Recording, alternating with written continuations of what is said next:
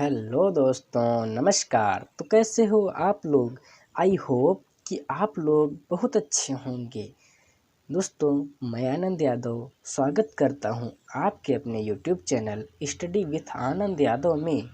दोस्तों, मैं आपको बता दूं कि यह मेरी फर्स्ट वीडियो है, इसीलिए कोई गलती हो जाए तो माफ़ कीजिएगा। दोस्तों, यदि आप क्लास 10th में हो तो यह चैनल आपके लिए बहुत महत्वपूर्ण है, क्योंकि इस चैनल पर आपको हर रोज़ क्लास 10th के very very most important questions और क्लास 10th की सभी सब्जेक्ट की तैयारी कराई जाएगी।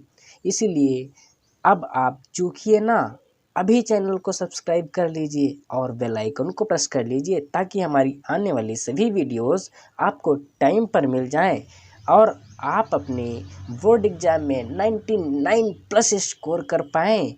दोस्तों, ज़्यादा बात न करते हुए अब हम अपनी वीडियो को स्टार्ट करते हैं।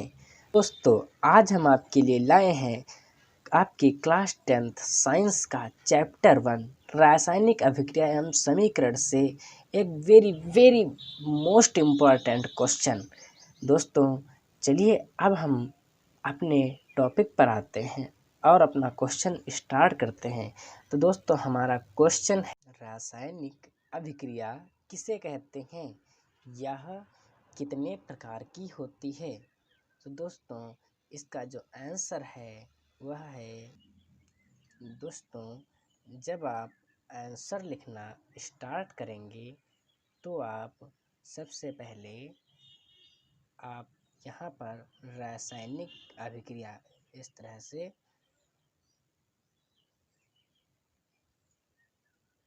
हेडिंग डाल देंगे, इस तरह से रासायनिक अभिक्रिया यहाँ पर हेडिंग लिख के। दोस्तों, जब आप क्वेश्चन स्टार्ट करेंगे तो आप पहले क्वेश्चन लिखा होगा, फिर आपको आंसर लिखना होगा।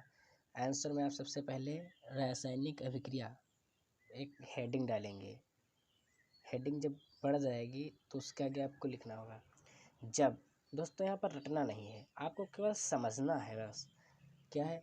जब दो या दो से अधिक पदार्थ, कोई भी पदार्थ ले लो आप, धरती पर के कोई भी पदार्थ हो, दो या दो से अधिक पदार्थ जब मिलकर एक या एक से अधिक नए गुणधर्म वाले पदार्थों का निर्माण करते हैं तो उसे हम रासायनिक अभिक्रिया कहते हैं। अब दोस्तों, यहाँ पर समझने वाली बात यह है कि माना कि हमने दो कोई पदार्थ ले लिए और हमने उनकी आपस में अभिक्रिया करा दी, तो वो जब आपस में मिलकर एक या एक से अधिक नए गुणधर्म, उसके मतलब गुण सब बदल जाए, उस तरह का पदार्थ जो निर्माण होता है उससे, उस तरह का पदार्थ जो बनता है वो दो पदार्थों से मिलकर, तो वह क्रिया जो होती है वह रासायनिक अभिक्रिया कहलाती है। दोस्तों, आपको हम उदाहरण से आपको समझाते हैं।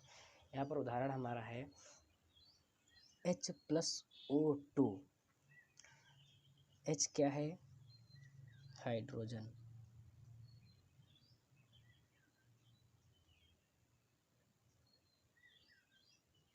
हाइड्रोजन। O2 क्या है? ऑक्सीजन। दोस्तों, यहाँ पर हाइड्रोजन और ऑक्सीजन मिलकर ये जो निशान होता है, ये कोई पदार्थ क्रिया करके ये दिखाता है कि ये कोई दो पदार्थ क्रिया कर रहे हैं। क्रिया करके यहाँ पर H2O हाइड्रो ऑक्साइड गैस उत्पन्न कर रहा है। क्या? Hydro oxide. दोस्तों, यहाँ पर देखिए क्या हुआ, हाइड्रोजन गैस थी ना, ऑक्सीजन गैस थी, और H2O यहाँ पर जल का निर्माण हो गया। अब यहाँ पर गैस तो निकल गई ना, यहाँ भाई गुण चेंज हो गया, इसका गुण कुछ और था, इसका गुण कुछ और हो गया। यही होती है रासायनिक अभिक्रिया। रासायनिक अभिक्रिया के लक्षण देख लीजिए आप लोग। रासायनिक अभिक्रिया के लक्षण क्या है? सर्वप्रथम अवस्था में परिवर्तन, अवस्था में परिवर्तन। यहाँ पर देखिएगा, ये गैस थी, यहाँ पर जल बन गया, अवस्था में परिवर्तन हुआ। रंग में परिवर्तन, गैस का कोई रंग नहीं होता है। लोग कहते हैं कि जल का कोई रंग नहीं होता, लेकिन फिर भी आप उसे देख सकते हैं, जल को आप देख सकते हैं। और हाइड्रोजन, ऑक्सीजन, इनको आप देख नहीं सकते, इसलिए रंग में परिवर्तन भी रासायनिक अभिक्रिया के लक्षण हैं। तापमान में परिवर्तन, यहाँ पर दोस्तों है तापमान में परिवर्तन। अब तापमान में परिवर्तन क्या होता है, गैस का तापमान अलग होता है और जल का तापमान अलग होता है, तो ये तापमान में भी परिवर्तन हो गया। गैस का उत्सर्जन, उत्सर्जन का मतलब होता है निकलना, उत्सर्जन का मतलब होता है निकलना।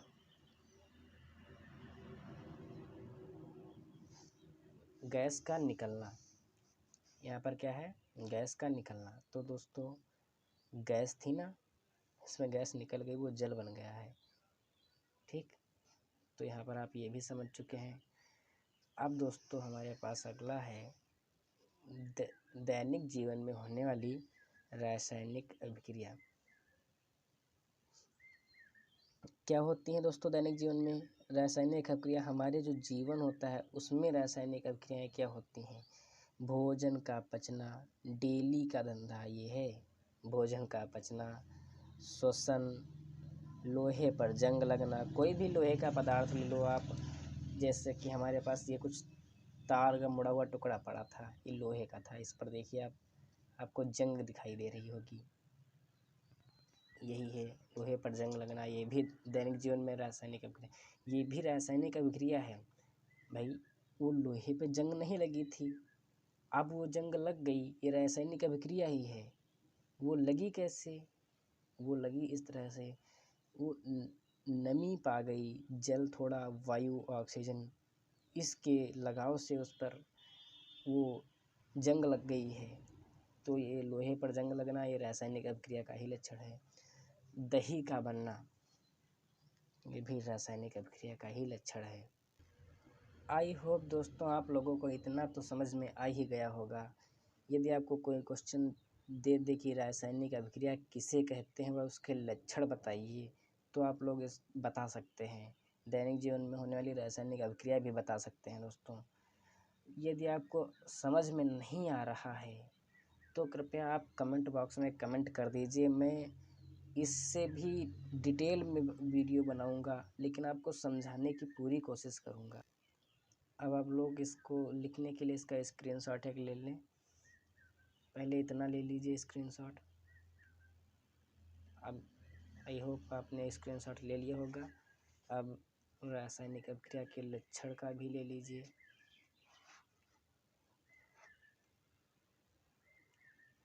ओके, दैनिक जीवन में होने वाली अभिक्रिया। आई होप दोस्तों आपने स्क्रीनशॉट ले लिया होगा और आपकी समझ में भी आ गया होगा। अब हम अपने टॉपिक पे आते हैं, रासायनिक अभिक्रिया के प्रकार। रासायनिक अभिक्रिया के प्रकार, अब इसके हम रासायनिक अभिक्रिया को तो हमने जान लिया ये होती क्या है आखिरकार, अब उसके हम प्रकार को समझेंगे। तो रासायनिक अभिक्रिया 5 प्रकार की होती है। टोटल कितने प्रकार की होती है? 5 प्रकार की रासायनिक अभिक्रिया 5 प्रकार की होती है। नंबर 1 संयोजन अभिक्रिया, नंबर 2 वियोजन अभिक्रिया, नंबर 3 विस्थापन अभिक्रिया, नंबर 4 द्विविस्थापन अभिक्रिया, नंबर 5 रेडॉक्स अभिक्रिया। दोस्तों बस इसी तरह नहीं कि संयोजन अभिक्रिया, वियोजन अभिक्रिया, विस्थापन अभिक्रिया, द्विविस्थापन अभिक्रिया, रेडॉक्स अभिक्रिया, बस इसको रख लिया हो गया, नहीं। आपको समझना पड़ेगा कि आखिर संयोजन अभिक्रिया होती क्या है। आपसे किसी ने पूछा रासायनिक अभिक्रिया 5 प्रकार की होती है, नाम बताओ तथा उनके वो क्या होती हैं वो बताओ, तो आप बोलेंगे हाँ 5 प्रकार की होती हैं। नंबर 1 संयोजन अभिक्रिया, नंबर 2 वियोजन अभिक्रिया, नंबर 3 विस्थापन अभिक्रिया, नंबर 4 द्विविस्थापन अभिक्रिया, नंबर 5 रेडॉक्स अभिक्रिया। बट अब जब बोले कि संयोजन अभिक्रिया बताओ होती क्या है, तो आपको पता ही नहीं होती क्या है, इसीलिए आप बदनामी न कराइएगा और समझ लीजिए। दोस्तों अब हम देखते हैं संयोजन अभिक्रिया आखिरकार होती क्या है। तो इस अभिक्रिया में दो से अधिक अभिकारक मिलकर, क्या मिलकर, ये यहाँ पर इम्पोर्टेंट है, अभिकारक मिलकर एकल उत्पाद करते हैं। क्या होता है जब संयोजन अभिक्रिया होती है तो ना दो से अधिक पदार्थ मिलकर एकल उत्पाद करते हैं। जैसे हमारा पिछला उदाहरण था, हाइड्रोजन प्लस ऑक्सीजन मिलकर हाइड्रो ऑक्साइड यानी H2O का निर्माण करते हैं। H+O2 मिलकर H2O का निर्माण करते हैं। यही अब इसमें ये है अभिकारक, ये भी अभिकारक। तो दोस्तों ये दो से अधिक हो सकते हैं अभिकारक ना। तो यहाँ पर H जो हमारा है ये हाइड्रोजन, ये अभिकारक, ऑक्सीजन ये भी अभिकारक। अब ये अभिकारक दोनों मिलकर एकल उत्पाद करते हैं। ये क्या हमारा है, उत्पाद। हाइड्रोजन प्लस ऑक्सीजन मिलकर H2O का निर्माण करते हैं। दो या दो से अधिक अभिकारक मिलकर एकल उत्पाद करते हैं। ये एक ही तो है, हाइड्रो ऑक्साइड। कहाँ ऐसे थोड़ी ना पढ़ेंगे H2+O, इस तरह नहीं पढ़ेंगे। हाइड्रो ऑक्साइड H2O ये उत्पाद हो गया। अब फिर से समझिए, दो से अधिक अभिकारक मिलकर, क्या, अभिकारक मिलकर आपस में मिलकर एकल, समझ रहे हो ना, एकल, ये एक है, यहाँ पर दो नहीं है, ये हाइड्रोक्साइड एक ही है, H2O एकल उत्पाद करते हैं। ये उत्पाद हुआ ना, हाइड्रोक्साइड अभिकारक मिलकर एकल उत्पाद करते हैं। तो अब हमारी क्या है वो डेफिनेशन, एक बार फिर से देख लीजिए। संयोजन अभिक्रिया, इस अभिक्रिया में दो या दो से अधिक अभिकारक मिलकर एकल उत्पाद करते हैं। जैसे उदाहरण देख लीजिए, कोयले का दहन, C कार्बन, ये हमारा कार्बन है, C क्या है, कार्बन। ऑक्सीजन, ये मिलकर क्या बना रहे हैं, CO2 का निर्माण कर रहे हैं। सॉरी, यहाँ पर कार्बन और ऑक्सीजन मिलकर CO2 का निर्माण कर रहे हैं। देखिए, दो या दो से अधिक अभिकारक, अभी बोला था ये अभिकारक होते हैं। इधर जो इसके ये प्लस में होते हैं, इधर वाले, ये इधर साइड वाले, ये अभिकारक होते हैं। अभिकारक मिलकर एकल उत्पाद करते हैं, CO2 का निर्माण यहाँ पर कार्बन और ऑक्सीजन ने किया है। यही डेफिनेशन भी कह रही है। इस अभिक्रिया में दो या दो से अधिक अभिकारक मिलकर एकल उत्पाद करते हैं। तो कोयले के दहन में भी इसका उदाहरण दिया गया है, C+O2 मिलकर CO2 का निर्माण करते हैं। दो या दो से अधिक अभिकारक मिलकर एकल उत्पाद करते हैं। आई होप दोस्तों आपको डेफिनेशन बहुत अच्छे से समझ में आ गई होगी। अब हम उदाहरण देख लेते हैं। दो जल का निर्माण, 2H2+O2 मिलकर 2H2O का निर्माण करते हैं। ये भी जल का, हाइड्रोजन ऑक्सीजन मिलकर H2O का निर्माण वही वाला है। बस आप लोग समझ जाइए, उदाहरण एक ही काफ़ी होता है दोस्तों। आई होप अब आप लोगों को रासायनिक अभिक्रिया क्या होती है व उसके लक्षण तथा रासायनिक अभिक्रिया के प्रकार में से फर्स्ट प्रकार जो उसकी संयोजन अभिक्रिया है वह आपको समझ में आ गई होगी। अब दोस्तों हम बात करते हैं वियोजन अभिक्रिया क्या होती है। वियोजन अभिक्रिया क्या होती है। दोस्तों आप लोग शायद इसे इसी तरह भी समझ सकते होंगे कि वियोजन यानी इसमें किसी पदार्थ का वियोजन टूटना होगा, है ना, यह विभाजित होना। वियोजन मतलब विभाजित होना। वियोजन किसी पदार्थ का छोटे छोटे टुकड़ों में विभाजित हो जाना वियोजन अभिक्रिया कहलाती है। दोस्तों चलिए इसको हम देख लेते हैं। दोस्तों अब हम लोग वियोजन अभिक्रिया की डेफिनेशन देखते हैं। वियोजन अभिक्रिया क्या होती है, किसे कहते हैं। देखिए जो मैंने बताया वही है। एक अभिकारक टूटकर दो या दो से अधिक उत्पाद का निर्माण करता है। दोस्तों शायद आप लोग अभी भूले नहीं होंगे कि अभिकारक किसे कहते हैं। ये यहाँ पर अभिकारक ये होते हैं अभिकारक, जैसे H+O2 इधर था, ये प्लस में H+O2 ये अभिकारक दोनों होते हैं। और ये उत्पाद, यहाँ पर दो अभिकारक हैं। दो अभिकारक एकल उत्पाद का निर्माण करते हैं। दो अभिकारक मिलकर एकल उत्पाद का निर्माण करते हैं तो उसे संयोजन अभिक्रिया कहते हैं। अब बट इसके अपोजिट यदि एक अभिकारक टूटकर दो या दो से अधिक उत्पाद का निर्माण करता है तो उसे हम वियोजन अभिक्रिया कहते हैं। एक अभिकारक टूटकर दो या दो से अधिक उत्पाद का निर्माण करता है तो उसे हम वियोजन अभिक्रिया कहते हैं। यहाँ पर हम उदाहरण भी देख लेते हैं, उदाहरण के माध्यम से। उदाहरण क्या है, CaCO3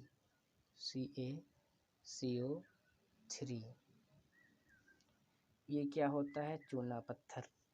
ये चूना पत्थर है, ठीक। ये अभिक्रिया करके CaO प्लस CO2 में टूट जाता है।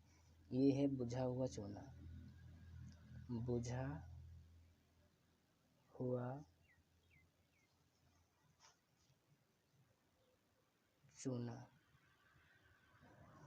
दोस्तों देखिए यहाँ पर CaCO3 यानी चूना पत्थर ये अभिकारक है। यहाँ पर ये CaCO3 अभिकारक है, लेकिन इसमें प्लस का निशान नहीं लगा है। दोस्तों आप लोग यही मत सोच के बैठना कि ये जो प्लस के मतलब प्लस में जो निशान होते हैं, वो जो पदार्थ प्लस में होते हैं Ca और प्लस CO2 यहाँ प्लस में है तो आप इसको अभिकारक मत समझ लेना। यहाँ पर ये उत्पाद है, CaCO3 जो है ये अभिकारक है। दोस्तों ये अभिकारक इधर वाले होते हैं और इधर वाला उत्पाद हो जाता है। CaCO3 जो यहाँ पर है ये अभिकारक है और CaO प्लस CO2 बुझा हुआ चूना जो है ये उत्पाद है। और यही हमारी डेफिनेशन भी कह रही है, एक अभिकारक टूटकर, ये यहाँ पर एक अभिकारक है, ये टूटकर दो या दो से अधिक भागों में विभाजित होकर उत्पाद का निर्माण करता है। दो या दो से अधिक भागों में विभाजित होकर उत्पाद का निर्माण करता है, उसे वियोजन अभिक्रिया कहते हैं। आई होप दोस्तों आप लोगों को वियोजन अभिक्रिया भी समझ में आ गई होगी। थर्ड नंबर पर हम विस्थापन अभिक्रिया विस्थापन अभिक्रिया क्या होती है इसको देख लेते हैं। हेडिंग डाल लीजिए, विस्थापन अभिक्रिया। विस्थापन अभिक्रिया देखिए, इस अभिक्रिया में अधिक क्रियाशील तत्व कम क्रियाशील तत्व को उसके यौगिक से विस्थापित कर देता है। मतलब आप सीधी भाषा में समझ लीजिए, जो तत्व या पदार्थ ज़्यादा ताकतवर होता है वह कम ताकतवर वाले पदार्थ को उसके स्थान से हटा देता है। अब जैसे हम ही तुम हैं, माना कि आप बहुत ताकत वाले हो और मैं कम ताकत वाला हूँ, तो आप हमें हमारी जगह से धक्के देकर हटा देंगे। इसी तरह यह पदार्थ भी, ये तत्व भी यही काम करते हैं। या अधिक क्रियाशील तत्व कम क्रियाशील वाले तत्व को उसके यौगिक से विस्थापित कर देता है, उसको वहाँ से भगा देता है। बोलता है तो भग, मैं यहाँ पर रहूँगा।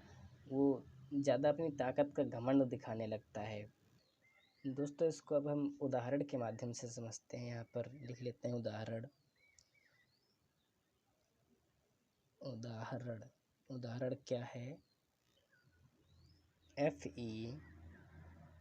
Fe प्लस CuSO4 ये अभिक्रिया करता है तो जो ये Fe होता है ये Cu को कहता है तो भग जा, मैं SO4 के पास रहूँगा। तो भाई वो कम क्रियाशील तत्व है, वो ज़्यादा क्रियाशील तत्व है। अब ये डर जाता है बेचारा, अगर जो नहीं भागेंगे तो ये मारेगा मुझे, Fe मारेगा। तो Fe कहता है तू भाग जा, SO4 के पास मैं रहूँगा। तो ये बोलता है चल मैं उधर चला जाऊँगा, तो इसके पास रह ले। तो ये FeSO4 एक पास रहता है, बेचारा Cu अकेला रह जाता है। वो इधर अपना अकेले रह लेता है, बोलता है चल मैं ताकतवर ज़्यादा नहीं हूँ, तो जो भी तुझ कहेगा वो मुझे मानना पड़ेगा, इसीलिए ये इधर चला जाता है। Fe यहाँ पर होता है CuSO4। जब ये अभिक्रिया होती है विस्थापन वाली अभिक्रिया, तो Fe जो होता है वो Cu से बोलता है तू जा यहाँ से, SO4 के पास मैं रहूँगा। Cu बोलता है चल मैं उधर चला जाऊँगा, तू रह ले यहाँ पे। तो FeSO4 एक पास में हो जाते हैं, बेचारा Cu इधर भाग जाता है। तो आई होप आप लोगों को विस्थापन अभिक्रिया समझ में आ गई होगी। यही है विस्थापन अभिक्रिया। अधिक क्रियाशील तत्व कम क्रियाशील वाले तत्व को उसके जगह से भगा देता है। अधिक क्रियाशील तत्व कम क्रियाशील वाले तत्व को उसके यौगिक से विस्थापित कर देता है। आई होप दोस्तों आप लोगों को यह समझ में आ गई होगी कि विस्थापन अभिक्रिया क्या होती है। अब दोस्तों हम द्विविस्थापन अभिक्रिया को देख लेते। द्विविस्थापन अभिक्रिया किसे कहते हैं, ये इसको देख लेते।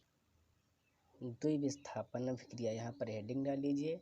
देखिए इसके नाम से ही इसके परिभाषा क्लियर हो जाती है।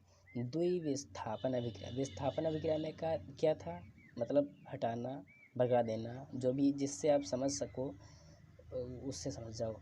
द्विविस्थापन अभिक्रिया में होता है दो बार उसके स्थान से उसको विस्थापित कर देना, तत्व को उसके स्थान से दो बार विस्थापित करना विस्थापन अभिक्रिया। अब वो द्विविस्थापन अभिक्रिया कहला हो गई। इस अभिक्रिया में तत्व दो बार विस्थापित होता है। उदाहरण एक ले, ये हमारा उदाहरण हो गया Na2SO4 प्लस BaCl2। ये जब अभिक्रिया करते हैं तो इसमें समझिए बनता है BaSO4 प्लस 2NaCl। समझिए ये जो Na है ये Ba से कहता है तू भग जा, Cl के पास मैं रहूँगा, मेरी Cl से अच्छी बनेगी। अब Na जो होता है वो Ba से अधिक क्रियाशील तत्व होता है, तो Ba को यह बात माननी पड़ती है। तो Ba कहता है चल मैं चला जाऊँगा, तू Cl के पास रह ले। फिर जो SO4 होता है वो Cl से कहता है तू यहाँ से भग जा, मैं Ba के पास रहूँगा, मेरी उससे अच्छी बनेगी। तो Cl जो है वो SO4 से कम क्रियाशील तत्व है, जो Ca है वो SO4 से कम क्रियाशील तत्व है, SO4 ज़्यादा क्रियाशील तत्व है, अधिक क्रियाशील तत्व है। तो Cl को यह बात माननी पड़ती है। तो बोलता है चल तू रह ले, मैं उधर चला जाता हूँ। तो यही होता है कि Ba जो SO4 होता है वो Ba के पास आ जाता है, तो बनता है BaSO4। फिर Na जो होता है वो Ba को हटा के Cl के पास आ जाता है, तो यहाँ बन जाता है 2NaCl। ओके, आई होप आपको समझ में आ गया होगा। ना समझ में आए तो एक बार फिर से समझा देता हूँ। ये जो Na है ये Ba से ज़्यादा अधिक क्रियाशील तत्व है, तो ये Ba को उसके स्थान से विस्थापित कर सकता है, जिससे NaCl बन जाता है। तो ये एक मान लीजिए। फिर SO4 जो होता है वो Cl से ज़्यादा अभिक्रियाशील तत्व होता है, तो ये Cl को विस्थापित होना पड़ेगा, तो SO4 यहाँ चला जाएगा, तो BaSO4 हो जाएगा। इसीलिए यह पहले लिख लिया गया है BaSO4 plus NaCl 2NaCl BaSO4 2NaCl। दोस्तों आई होप कि आपको अब बहुत अच्छे से समझ में आ गया होगा। अब हम अगली लेते हैं। दोस्तों जो रेडॉक्स अभिक्रिया होती है वो उपचयन तथा अपचयन को ही रेडॉक्स अभिक्रिया कहते हैं। अब हम आप लोगों को बता दें कि उपचयन और अपचयन क्या होता है। हम यहाँ पर उपचयन लिख लेते हैं। उपचयन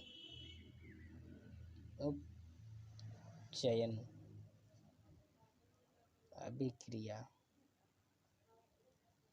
उपचयन अभिक्रिया उपचयन अभिक्रिया दोस्तों क्या होती है। दोस्तों उपचयन अभिक्रिया यह होती है कि किसी भी पदार्थ में ऑक्सीजन की वृद्धि होना उपचयन अभिक्रिया कहलाती है। किसी भी पदार्थ में ऑक्सीजन की वृद्धि होना उपचयन अभिक्रिया कहलाती है। लिख लेते हैं यहाँ पर, किसी भी पदार्थ में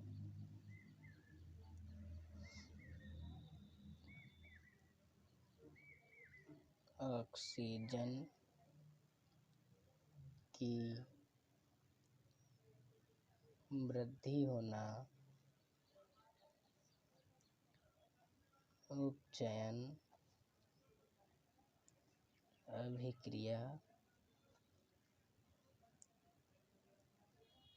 कहलाती है। किसी भी पदार्थ में ऑक्सीजन की वृद्धि होना उपचयन अभिक्रिया कहलाती है।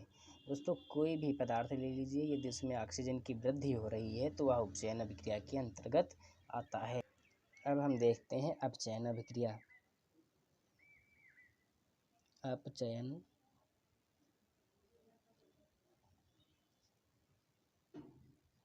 अभिक्रिया दोस्तों थोड़ा राइटिंग बेकार आ रही है, उसको इग्नोर करिएगा। अपचयन अभिक्रिया किसी भी पदार्थ में, डेफिनेशन है, किसी भी पदार्थ में हाइड्रोजन की वृद्धि होना या ऑक्सीजन का ह्रास होना, यानी ऑक्सीजन की कमी होना अपचयन अभिक्रिया कहलाती है। किसी भी पदार्थ में हाइड्रोजन की वृद्धि होना तथा ऑक्सीजन का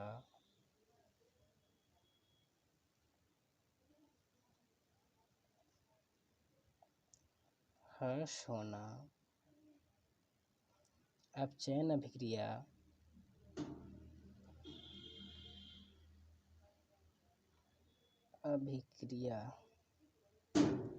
बहुत गड़बड़ हो रहा है, क्या हो गया है, अभिक्रिया कहलाती है। दोस्तों आप लोग गड़बड़ ना करिएगा, मेरे से हो रहा कोई बात नहीं।